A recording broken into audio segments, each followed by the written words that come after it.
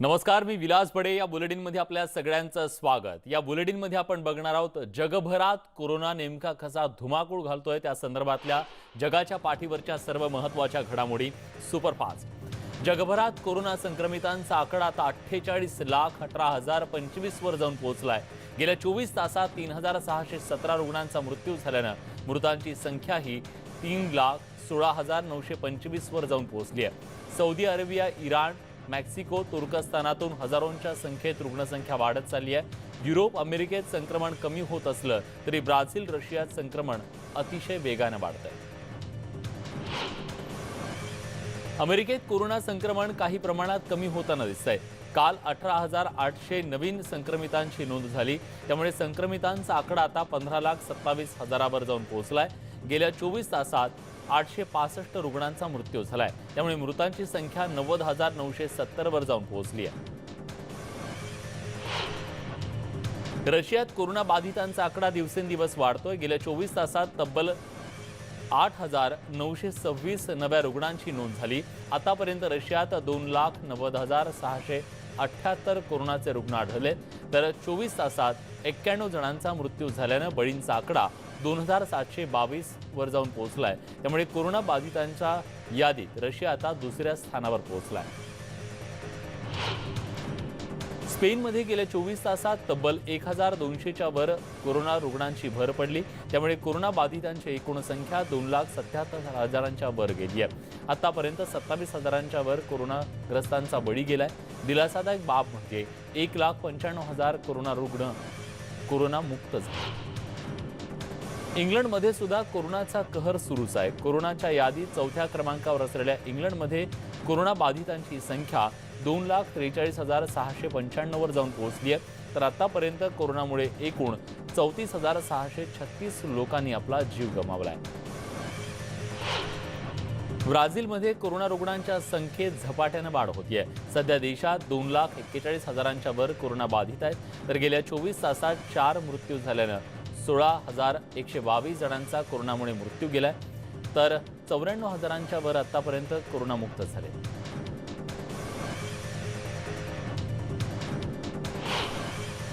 युरोपातल्या इटलीत कोरोना बाधितांची रुग्णसंख्या आता 2,25,000च्या वर गेली आहे. तर 31,908 जणांचा कोरोनामुळे मृत्यू झालाय. समाधानाची बाब म्हणजे आतापर्यंत 1,25,000 जणांची कोरोनावर यशस्वी मात केली आहे. फ्रान्समध्ये कोरोनाच्या बळींची संख्या 28,000च्या वर गेली आहे. कोरोनाच्या रुग्णसंख्येत मोठी वाढ होतीये. देशात आतापर्यंत 1,79,000च्या वर कोरोनाचे रुग्ण आहेत. समाधानाची बाब म्हणजे 61,000च्या वर कोरोनामुक्त झाले. जर्मनी सुद्धा कोरोना बाधितांचा आकडा आता 1,76,000च्या वर पोहोचलाय. आतापर्यंत 8,000च्या वर कोरोनाचे बळी गेलेत. समाधानाची बाब म्हणजे आतापर्यंत 1,53,000 कोरोना बाधित बरे झाले. तुर्कीत सुद्धा कोरोना बाधितांचा आकडा 1,49,435 वर जाऊन पोहोचलाय. आतापर्यंत 4,140 रुग्णांचा कोरोनामुळे बळी गेलाय. पण सकारात्मक बाब ही की 1,09,962 जण आतापर्यंत कोरोनामुक्त झाले. इराणमध्ये कोरोना बाधितांची संख्या 1,20,198 पर्यंत पोहोचली आहे. आतापर्यंत 6,988 जणांचा कोरोनामुळे बळी गेलाय. मात्र आतापर्यंत 94,464 जणांनी कोरोनावर मात केली. अमेरिकेच्या 50 राज्यांपैकी 19 प्रांतात कोरोना संसर्गाचं प्रमाण कमी झालंय. 3 राज्यातील संसर्गाचं प्रमाण वाढलंय. इतर राज्यात हे प्रमाण स्थिर आहे. संसर्ग प्रमाण कमी झालेल्या राज्यात न्यूयॉर्क, त्याचबरोबर अलास्का यांचा प्रामुख्याने समावेश होतो. तर देशातील 30 राज्यात लॉकडाऊनमुळे शिथिलता आणण्यात आली आहे. 11 राज्यांनी काही भागात लॉकडाऊनमध्ये सवलत दिली. जागतिक महामारीला रोखण्यात आणि त्याच्या उच्चाटनात अमेरिकेतील सरकारला अपयश आले अशा शब्दात माजी राष्ट्राध्यक्ष बराक ओबामा यांनी ट्रम्प सरकारच्या धोरणांवर टीका केली आहे. जबाबदार लोक काय करत आहेत हे आताच्या परिस्थितीत दिसून आलंय. आपली जबाबदारी निभावणं त्याला जमत नसल्याची खरमरीत टीका ओबामांनी केली. चीननं आपण कोरोनाचे नमुने नष्ट केल्याची कबुली दिली आहे. आपण प्रयोगशाळांना कोरोनाचे नमुने नष्ट करण्याचा आदेश दिला होता अशी माहिती चीननं दिली आहे। जैविक सुरक्षेच्या हेतून हे नमुने नष्ट करण्यात आल्याचा चीनचा दावा आहे। महत्त्वाचं म्हणजे चीननं दिलेल्या या कबुलीनं अमेरिकेकडून करण्यात आलेला दावा खरा ठरतोय। कोरोनाचा प्रसार करणाऱ्या विषाणूचा संसर्ग प्राण्यांमधून माणसामध्ये कसा झाला याची चौकशी होण्याची आता शक्यता आहे। याची निष्पक्ष तपासणी जागतिक आरोग्य संघटनेनं करावी असा ठराव सदस्य देशांनी मंजूर केलाय। भारत, रशिया, जपानसह 62 देशांनी त्याला पाठिंबा दिला। एक युरोपीय देश कोरोनामुक्त झालेला आहे। युरोपातील स्लोवेनिया कोरोनामुक्त झालेला आहे। सरकारनं तशी घोषणा केली आहे। स्लोवेनिया युरोपातील पहिला देश आहे। आता इतर युरोपीय संघाच्या देशांतील लोकांना स्लोवेनिया येण्याची परवानगी देण्यात आलेली आहे। न्यूझीलंडच्या सरकारनं जारी केलेल्या नव्या नियमावलीचा फटका खुद्द पंतप्रधानांनाच बसल्याची घटना समोर आली आहे। सोशल डिस्टन्सिंग पाळण्यासंदर्भात सरकारनं कॅफे आणि हॉटेल मालकांना घातलेल्या निर्बंधांमुळे आर्डेन आणि त्यांच्या काही सहकाऱ्यांना कॅफेत प्रवेश नाकारण्यात आल्याची घटना वेलिंग्टनमध्ये घडली आहे। युरोपीय देशातील अनेक शहरात लॉकडाऊनच्या विरोधात निदर्शनात वाढ झाली आहे। ब्रिटनची राजधानी लंडनमध्ये लोकांनी हिंसक निदर्शनं केली। पोलंडच्या राजधानीत पोलिसांनी निदर्शकांना हटवण्यासाठी अश्रुधुराच्या नळकांड्या फोडल्या। एका प्रकरणात खासदारासह 30 जणांना अटक करण्यात आली आहे। कोरोना रुग्णांच्या उपचारांसाठी कामावर परत जाण्यासाठी मनोबल वाढवण्यासाठी परिचारिका आणि आरोग्य सेविकांनी केनियात झुंबा वर्ग घेतला। केनियाच्या नर्सिंग काउन्सिलच्या मुख्य कार्यकारी अधिकारी एडना कॅमियो म्हणाल्या की चिंता दूर करणं आणि तंदुरुस्त राहणं हा एक मार्ग आहे। केनियामध्ये 800 पेक्षा जास्त जणांना कोरोनाची बाधा झाली आहे, तर 50 जणांच्या मृत्यूची आतापर्यंत केनियात नोंद झाली आहे।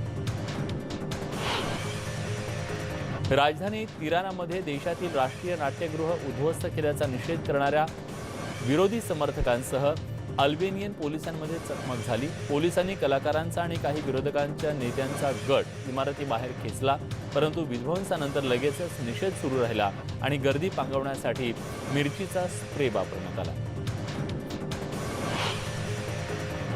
संशयित अल शबाबच्या अतिरेकी हल्ल्यात सोमालियातील 3ऱ्या क्रमांकाचे राज्यपाल आणि इतर 5 अधिकारी शहीद झालेत। सोमालियाच्या गलकायोरमधील एका रिक्षात बॉम्बस्फोट झाला। या स्फोटामुळे अनेक वाहनांना आग लागल्याचं दिसून आलं।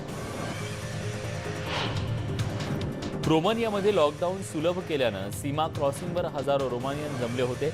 यावेळी इथं सोशल डिस्टन्सिंगचा अक्षरशः फज्जा उडालेला दिसला। या रोमानियन नागरिकांपैकी अनेक जण नोकरीच्या शोधात पश्चिमेकडे निघाले होते। इतर काही युरोपीय देशांमधून ते घरी जात होते।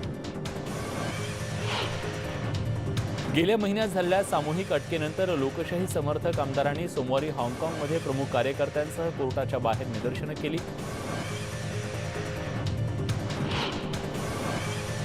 इस्रायलमधील जिल्हा कोर्टानं सोमवारी एका ज्यू अतिरेकीला 2015च्या जाळपोळ हल्ला प्रकरणी हत्येच्या गुन्ह्यात दोषी ठरवलंय। या अतिरेक्यानं पॅलेस्टाईन मुलाची आणि त्याच्या पालकांची हत्या केली होती। पोप जॉन पॉल II यांच्या 100व्या जयंतीनिमित्त पोप फ्रान्सिसनं सोमवारी तो साजरा केला। पोपनं सेंट पीटर बॅसिलिकमध्ये सकाळच्या मासचं आयोजन केलं होतं। काही पुजारी, नन आणि उपासक या मासला उपस्थित होते। लॉकडाऊनच्या नंतर व्हॅटिकन शहरातील त्यांच्या निवासस्थानी सर्व कार्यक्रमाचं आयोजन केलं होतं।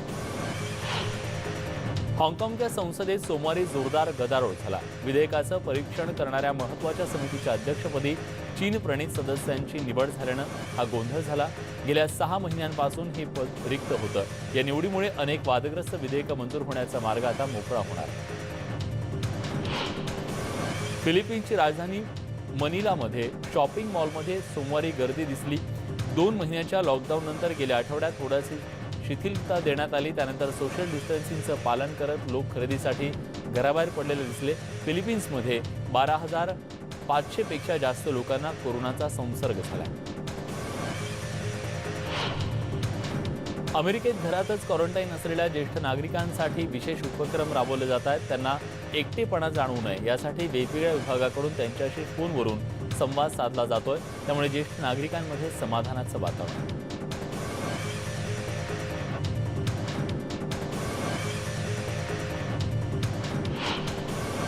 कॅनडाचं ॲरोबॅटिक जेट ब्रिटिश कोलंबियामध्ये क्रॅश झालंय.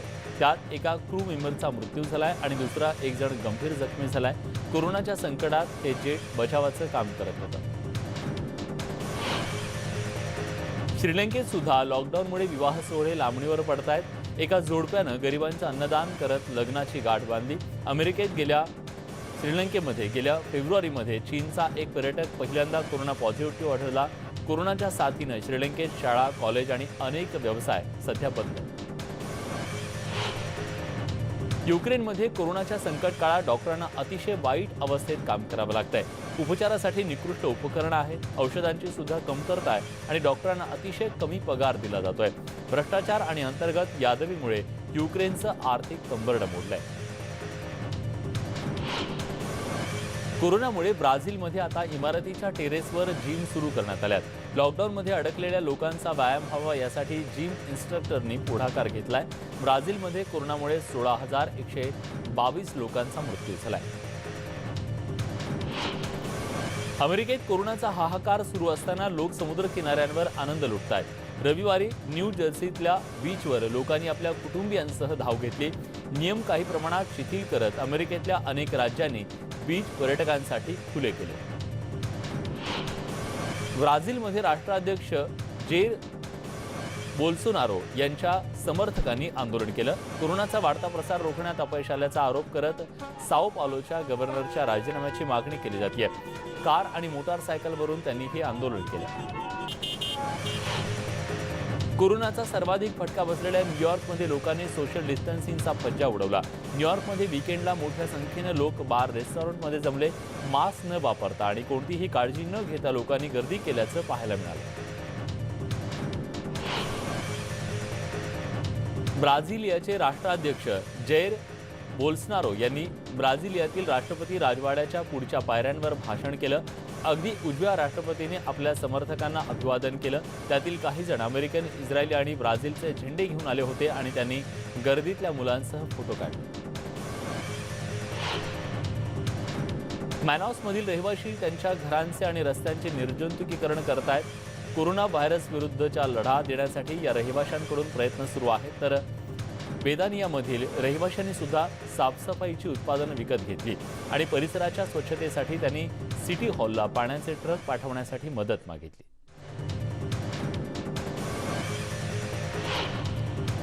रोम जवळच्या सांता सेवेरामधील समुद्रकिनाऱ्यावर लवकरच पर्यटक दिसू लागतील. इटलीप्रमाणे सांता सेवेरा 11 मार्चपासून सुरू झालेल्या सरकारी लॉकडाऊनमधून बाहेर पडत आहे. त्यामुळे सोशल डिस्टन्सिंगचं पालन करत सोमवारपासून समुद्र किनाऱ्यावरील रेस्टॉरंट सुरू करण्याची परवानगी देण्यात आली आहे. अमेरिकेच्या लष्कराच्या विमानानं पुन्हा एकदा अंतराळ कक्षात प्रवेश केलाय.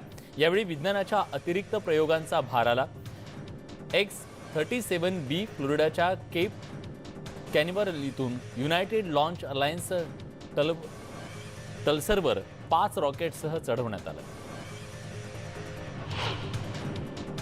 चीननं गेल्या मार्चपासून 50 अब्ज मास्कची निर्यात केली आहे. तसंच 21,60,00,000 प्रोटेक्टिव्ह सूट आणि 8 कोटी गॉगलची सुद्धा निर्यात केली आहे. एप्रिलनंतर गेल्या कोरोना संदर्भातील वैद्यकीय उपचारांच्या उत्पादनात चीनमध्ये मोठी वाढ झाली आहे. ग्रीसमध्ये रविवारी संपूर्ण देशभरातले चर्च लोकांसाठी खुले करण्यात आले. 2 महिन्याच्या लॉकडाऊननंतर पहिल्यांदाच लोकांनी चर्चमध्ये जाण्याची परवानगी देण्यात आली होती. पण यावेळी सोशल डिस्टन्सिंगचं पालन करण्यावर भर देण्यात आला. 3 खुर्च्या सोडून बसण्याची व्यवस्था करण्यात आली. जगाच्या पाठीवरील या सगळ्या बातम्यांसोबत बुलेटिनमध्ये आपण इथेच थांबतोय. ताज्या घडामोडींसाठी बघत रहा न्यूज 18 लोकमत.